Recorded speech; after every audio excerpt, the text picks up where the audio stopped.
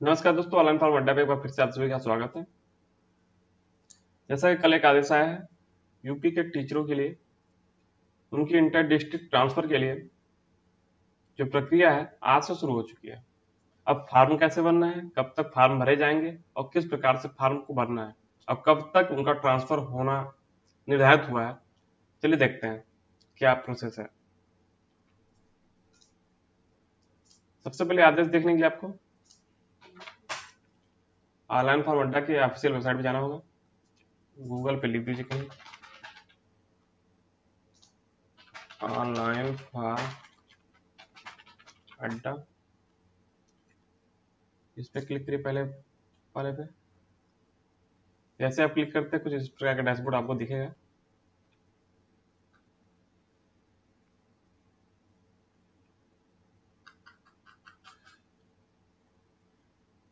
जितने भी लेटेस्ट चीजें इस पे दिख रही हैं, इस पे ये भी दिख रहा है कि UP basic teachers inter district transfer 2023 online form. यहाँ से भी आप देख सकते हैं UP basic teachers inter district transfer 2023 online form. Mutual वाला यहाँ पे लिंक है म्यूचुअल के लिए।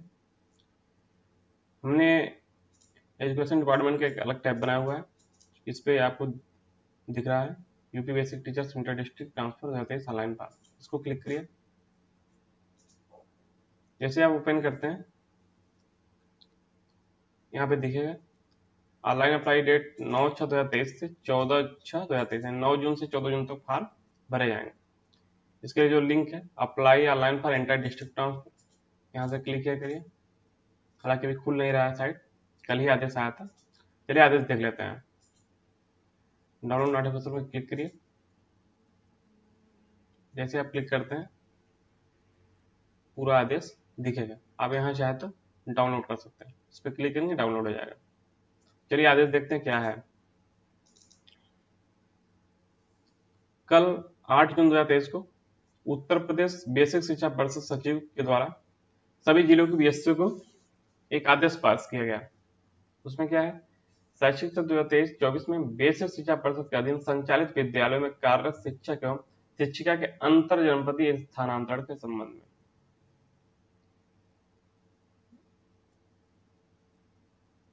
इसमें लिखा है 2 जून 2023 का संदर्भ ग्रहण करने का कष्ट करें, जिसके द्वारा शैक्षिक सत्र 2023-24 बेसिक शिक्षा परिषद के अधीन संचालित विद्यालयों में कार्यरत शिक्षक शिक्षिका के अंतर जनपदीय एवं पारस्परिक स्थानांतरण के संबंध में नीति निर्गत की गई। 2 जून को जो आदेश आया था सचिव का शासन द्वारा, उसी आदेश की बात की गई है।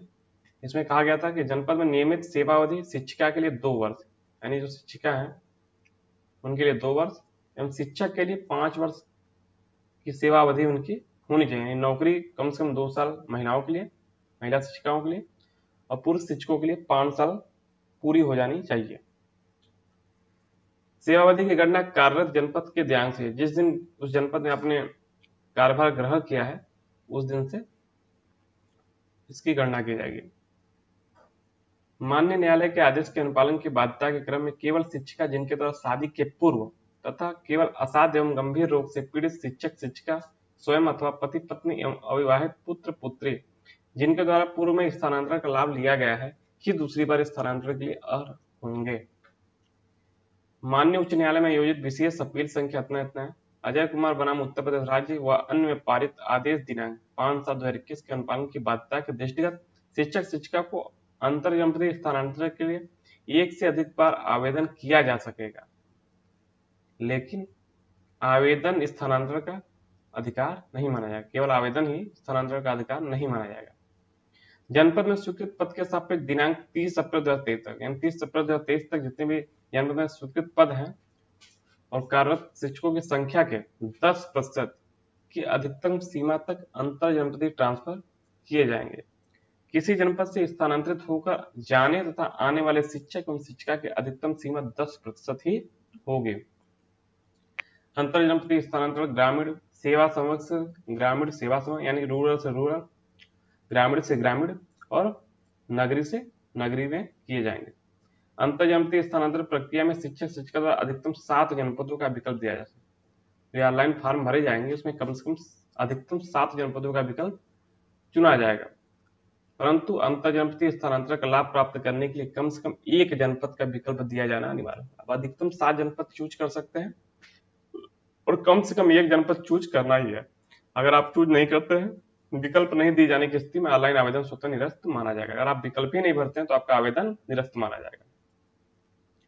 चिकित्सा स्वास्थ्य परिवार कल्याण विभाग, चिकित्सा अनुभाग अपना वर्णित रोग से शिक्षक शिक्षिका स्वयं अथवा पति पत्नी अविवाहित पुत्र पुत्री के ग्रसित होने पर ही लाभ देय होगा। देखिए असाध रोग के लिए दिया है कि यहाँ से ही मान्य है। ऑनलाइन आवेदन पत्रों का सत्यापन जनपद स्तर पर समिति द्वारा किया जाएगा। जो आवेदन पत्र भरे जाएंगे ऑनलाइन, उसका सत्यापन जो है जनपद स्तर पर, डिस्ट्रिक्ट लेवल पे ही जो समिति है उसके द्वारा किया जाएगा। वरीयता निर्धारण के जो भारांक दिए गए देख लेते हैं। सेवा के प्रत्येक पूर्ण वर्ष के लिए 1 अंक, यानी 1 साल की नौकरी आपकी है तो आपको 1 अंक मिलेंगे और अधिकतम 15 अंक ही मिलेंगे। यानी 20-25 साल की नौकरी आपकी है तो 25-30 अंक नहीं मिलेंगे, 15 अंक ही अधिकतम मिल सकते हैं। दिव्यांग अध्यापक अध्यापिका, अब स्वयं शिक्षक हो या उसके पति या पत्नी, अविवाहित पुत्र या पुत्री के लिए 10 अंक का भारांक मिलेगा।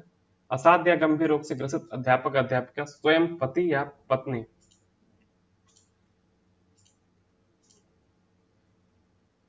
इसके लिए 20 अंक मिलेगा।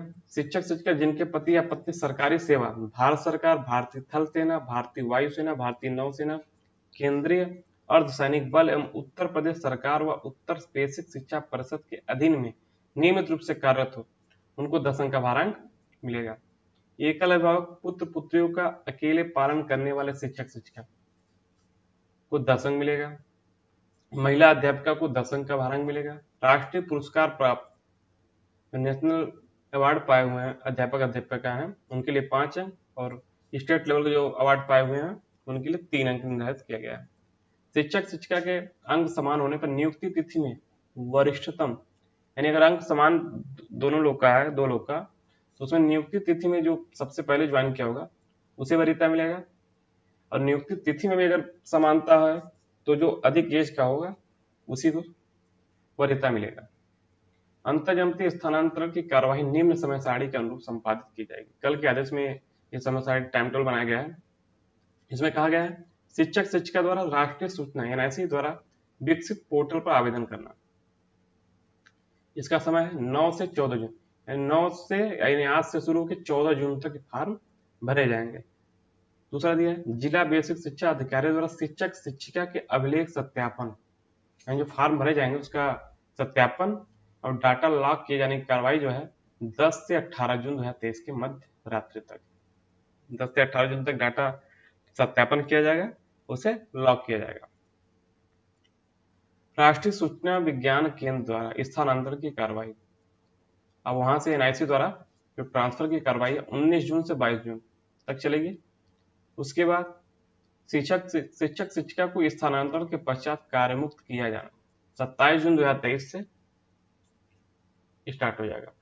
इसके लिए दिखा है अंतर्जनपदीय स्थानांतरण समस्त कार्रवाई राष्ट्रीय सूचना विज्ञान केंद्र उत्तर प्रदेश लखनऊ द्वारा विकसित portal inter district transfer .upsdc.gov.in के माध्यम से संपादित की जाएगी। जो आज लाइव हो जाएगा, आज स्टार्ट हो जाएगा, पे लिंक अवेलेबल हो जाएगा। लिंक काम नहीं कर रहा है, हो सकता है शाम तक काम करने लगे। रिक्तियों की सूचना समग्र एवं संवर्ग एवं पदवार पोर्टल पर प्रदर्शित की जाएगी। अंतर्जनपदीय स्थानांतरण प्रक्रिया में ऑनलाइन आवेदन पत्र में अधिकतम 7 जनपदों का विकल्प दिया जा सकता है। यानी जो इंटर डिस्ट्रिक्ट ट्रांसफर हो रहा है उसमें फॉर्म भरते समय आपको अधिकतम 7 जनपदों का विकल्प देने की छूट मिली है, परंतु कम से कम 1 जनपद का विकल्प प्रस्तुत किया जाना अनिवार्य है। 7 जनपद आप नहीं भर रहे हैं तो कम से कम आपको 1 जनपद भरना ही होगा। अगर आप नहीं भरते हैं तो आपका आवेदन पत्र में विकल्प नहीं दिए जाने की स्थिति में आवेदन स्वतः निरस्त माना जाएगा। अगर आप विकल्प का चयन नहीं करते हैं तो आपका जो फॉर्म है उसे रिजेक्ट माना जाएगा, जिसका संपूर्ण उत्तरदायित्व संबंधित शिक्षक एवं शिक्षिका का स्वयं होगा। यानी फॉर्म भरते समय ध्यान दीजिए कि कम से कम आप एक विकल्प जरूर चयन करें। और नई फॉर्म में विकल्प देते हैं तो फिर आपका फॉर्म रिजेक्ट हो जाएगा। शिक्षक एवं शिक्षिका द्वारा आवेदन पत्र में भरे गए विकल्प के जनपद में उनके कार्य संवर्ग एवं पद के आधार पर रिक्ति उपलब्ध होने की दशा में ही आप फॉर्म भर रहे हैं तो जिस जनपद में आप जाना चाहते हैं वहां पर अगर रिक्ति है, पद खाली है, रिक्ति उपलब्ध होने की दशा में ही दिए गए जनपद की वरीयता एवं अंक के आधार पर, आपके जनपद में जो वरीयता क्रम आपका है एवं अंक के आधार पर नियमानुसार ट्रांसफर की कार्यवाही की जाएगी। शिक्षक शिक्षिका द्वारा दिए गए विकल्प के जनपद में रिक्ति उपलब्ध नहीं होने की दशा में, यानी आप जब ट्रांसफर के जिस जनपद के लिए आवेदन करते हैं वहां अगर रिक्ति नहीं है, पद खाली नहीं है, उनका स्थानांतरण नहीं किया जाए। अब फाउंडेशन है कि 10% पदों पर ही ट्रांसफर होना है, यानी जितने भी कार्यरत शिक्षक हैं उस जनपद में उसके अकॉर्डिंग 10% जो है उसी को ट्रांसफर किया जाना है। और वहां पे रिक्ति खाली नहीं है, पद खाली नहीं है, तो फिर आपका ट्रांसफर नहीं होगा। केवल ऑनलाइन आवेदन का करना स्थानांतरण का अधिकार नहीं माना जाएगा। केवल ऑनलाइन आवेदन कर देने मात्र से ही आप ये समझ लीजिए आपका ट्रांसफर हो गया, ये सही नहीं है। आपके स्थानांतरण का अधिकार नहीं बन जाता है ऑनलाइन आवेदन करने से। ऑनलाइन आवेदन प्रक्रिया के अंतर्गत पोर्टल पर आवेदन के लिए शिक्षक शिक्षिका को मानव संपदा पोर्टल पर अंकित मोबाइल नंबर या मानव संपदा की आईडी से लॉगिन करना होगा। जो पोर्टल बनाया गया है एनआईसी द्वारा, इस पे आवेदन के लिए शिक्षक शिक्षिका को मानव संपदा पोर्टल पर अंकित मोबाइल नंबर, यानी जो मानव संपदा पोर्टल पर आपका मोबाइल नंबर रजिस्टर्ड है और मानव संपदा आईडी से लॉगिन करना, दो चीज चाहिए, मोबाइल नंबर जो कि रजिस्टर्ड हो मानव संपदा पोर्टल पे और मानव संपदा की आईडी। लॉगिन करते ही मानव संपदा पोर्टल पर अंकित विवरण प्रदर्शित हो जाएगा। अब जैसे लॉगिन करते हैं मोबाइल नंबर डाल के और मानव संपदा आईडी डाल के, लॉगिन करते ही मानव संपदा पोर्टल पर अंकित विवरण जो है, जितने भी विवरण आपके मानव संपदा पोर्टल पे हैं अंकित, सब चीज दिखने लगेगा, प्रदर्शित होने लगेगा। अंतर जनपदीय स्थानांतरण तो केवल ऑनलाइन आवेदन, जो इंटर डिस्ट्रिक्ट ट्रांसफर के लिए केवल ऑनलाइन आवेदन राष्ट्रीय सूचना विज्ञान के लखनऊ द्वारा विकसित वेबसाइट पर स्वीकार किए जाएंगे। यानी कि जो वेबसाइट बनाया गया है राष्ट्रीय सूचना विज्ञान केंद्र उत्तर प्रदेश लखनऊ द्वारा इंटर डिस्ट्रिक्ट ट्रांसफर .upstc ये वाला .gov.in, इसी पे सिर्फ आवेदन होगा, इसी पे आवेदन करेंगे तो आपका स्वीकार होगा। मैनुअल आवेदन पत्र, रजिस्टर्ड, स्पीड पोस्ट, कोरियर, दस्ती आदि स्वीकार नहीं किया जाएंगे। यानी वेबसाइट के अतिरिक्त आप किसी भी प्रकार से आवेदन नहीं कर सकते, ना ही स्वीकार किए ही जाएंगे। निर्धारित प्रक्रिया अनुसार आवेदन पत्र सबमिट करने के उपरांत ही, अब फॉर्म भरने के बाद सबमिट जरूर करें, सबमिट करने के उपरांत ही ये फॉर्म पूर्ण माना जाएगा, अन्यथा की स्थिति में आवेदन पत्र निरस्त माना जाएगा। आवेदन पत्र में शिक्षक शिक्षिका द्वारा की गई किसी त्रुटि गलत आवेदन के लिए वह स्वयं उत्तरदायी होगा।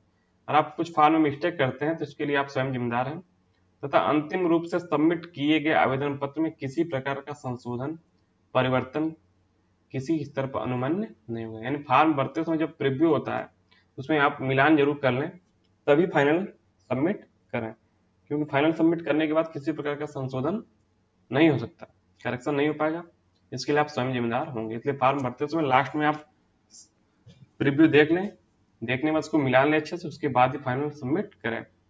आवेदन के समय आवेदक द्वारा अपना पूर्ण विवरण ऑनलाइन आवेदन पत्र में भरा जाएगा। ऑनलाइन फॉर्म भरते समय आपको अपना पूरा विवरण ऑनलाइन आवेदन पत्र में भरना होगा, तथा फोटो एवं हस्ताक्षर निर्दिष्ट स्थान पर, जहां जगह दिया रहेगा स्थान पर अपलोड किया जाएगा। आवेदन पत्र में आवेदक द्वारा भरे गए मोबाइल नंबर पर एसएमएस के माध्यम से वन टाइम पासवर्ड आएगा। जब आप फॉर्म भरेंगे आवेदक द्वारा भरे गए मोबाइल नंबर पर एसएमएस के माध्यम से ओटीपी भेजा जाएगा, जिससे वेबसाइट पर निर्दिष्ट स्थान पर भरकर, जहां भरना होगा ओटीपी वहां भरकर आवेदन पत्र का प्रिंट आउट अध्यापकों द्वारा लेते हुए आवेदन पत्र सुरक्षित रखा जाएगा। यानी फाइनल अंतिम में आपके मोबाइल पे एक ओटीपी आएगा, उसको आप फिल करेंगे, उसके बाद ही आपका प्रिंट आउट मिलेगा। इस आवेदन पत्र को आपको सुरक्षित रखा जाएगा। जिला बेसिक शिक्षा अधिकारी द्वारा समय सारणी के अनुसार सत्यापन एवं डाटा लॉक करने की कार्रवाई की जाएगी। आप फॉर्म को 9 जून से 14 जून के मध्य भर देंगे, उसके बाद जो जिला बेसिक शिक्षा अधिकारी द्वारा 10 से 18 जून को के बीच आपके फॉर्म का सत्यापन किया जाएगा और डाटा लॉक की कार्रवाई की जाएगी। सत्यापन की कार्रवाई मानव समुदाय पोर्टल पर उपलब्ध डाटा के अनुसार ही की जाएगी। जो डाटा फॉर्म फिल करेंगे तो उसके सत्यापन कार्रवाई जो है मानव समुदाय पोर्टल पर उपलब्ध डाटा के अनुसार की जाएगी। परंतु ऐसे शिक्षक शिक्षिका जिनके द्वारा वरीयता निर्धारित दिए अंक क्रम संख्या 2, 3, 4, 5, 7, 8 में अनुमानित लाभ को प्राप्त किया जा रहा है कि अभिलेखों के सत्यापन की कार्यवाही भी प्रत्येक दशा में समय सारणी के अनुसार किया जाना अनिवार्य है। कार्यवाही की सत्यापन की कार्यवाही समानांतर रूप से आवेदन पत्र किए जाने के दिनांक से साथ साथ किया जाएगा, यानी जिस दिन से आवेदन स्टार्ट हो उस दिन से सत्यापन की कार्यवाही भी किया जाना शुरू हो जाएगा। शिक्षक एवं शिक्षिका द्वारा उपलब्ध कराए गए अभिलेखों के सत्यापन में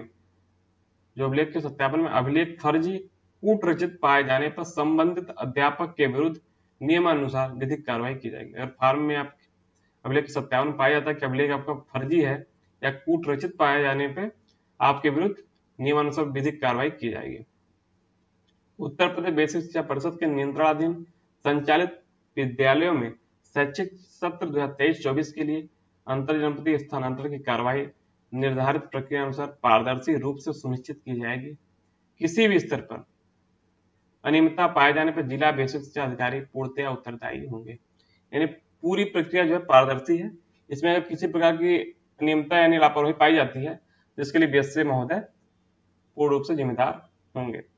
अंतर्जनपदीय पारस्परिक स्थानांतरण का पोर्टल खोलने के संबंध में निर्देश पृथक से दिए जाएंगे। म्यूचुअल ट्रांसफर के अलग से निर्देश मिलेगा। कृपया उक्त से अवगत होते हुए अग्रतर आवश्यक कार्रवाई करने का कष्ट करें। यानी कि इस प्रकार से आपका आवेदन होना है। इसमें देख लीजिए दिया है, यहाँ ये लिंक जब एक्टिव हुआ इस पर आप चेक करते रहिए, जैसे एक्टिव हुआ खुलने लगेगा। ये खुल नहीं रहा। म्यूचुअल के लिए भी यहाँ पे लिंक है, ये भी ओपन नहीं हो रहा है। इसको जैसे आप रजिस्टर पर ट्रांसफर क्लिक करते हैं ये भी ओपन नहीं हो रहा है। उसमें संशोधन हो रहा है, बदलाव हो रहा है, इसलिए भी ओपन नहीं हो रहा है। जैसे लिंक लाइव होता है दिखने लगेगा, आप लोग चेक करते रहिए। ओके दोस्तों, बस इतना ही। Bye bye.